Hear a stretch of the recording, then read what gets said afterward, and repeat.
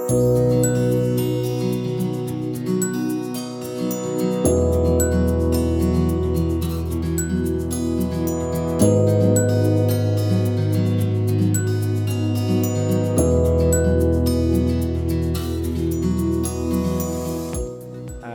งเรียนพวกเฮานี่มันได้รับนักเรียนมาจาก10 เมืองของทั่วแขวงหัวพันเอาลูกหลานผู้ที่ทุกข์ยากมาศึกษาหำเรียนจบอยู่นี้มีบางครอบครัวกับครอบครัวทุกข์แล้วนักเรียนจะไปเรียนต่อมหาวิทยาลัยจังสั้นข้าพเจ้า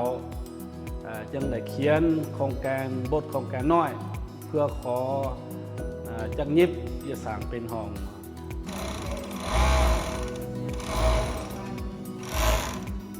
เพราะว่าหลังจากว่าที่ว่าได้เครื่องไล่จักมา35 หน่วยนั่นจะบางแผนให้นักเรียนทำอิฐนั่นน่ะจะให้เขาเจ้าหูเหยียบจักกันเนาะเพราะว่าเมืองตัวนะฮะบ่มีจักที่ว่าทันสมัยนั่นนี่นะเดี๋ยวเขาเจ้าหูเหยียบจักสำนิสำนานแล้วสินะจังสิลืมเขาเจ้าเฮียนยิบโดยจักตัดเย็บนี่มีความสำคัญหลายเพราะว่าถ้าเฮาฮู้ด้านนี้เฮาสามารถนำเสื้อไปเป็นอาชีพเลี้ยงชีพได้รับเสื้อครอบครัวได้เฮาเรียนจบม.7 ไปแล้วเฮายังบ่ทันได้เฮ็ดได้เรียนอิหยังแล้วเฮาก็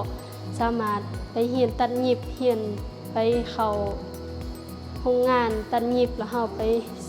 สอบหารายเสริมได้น้องก็ดีเจอแล้วก็รู้สึกภูมิใจหลายที่อายมะพร้าวแล้วก็บางนาวได้มาอุปถัมภ์เครื่องจักรตัดเย็บให้เพราะว่าถ้ามีเครื่องจักรตัดเย็บแล้วจะเฮ็ดให้พวกน้องมีพื้นฐานหลายแล้วก็สามารถนำไปเสริมในอนาคตได้โดยองค์การพีชสัมพันธ์ที่ให้โอกาสพวกน้องในการเรียนรู้พื้นฐานการตัดเย็บขอขอบใจกับฮัสมิดา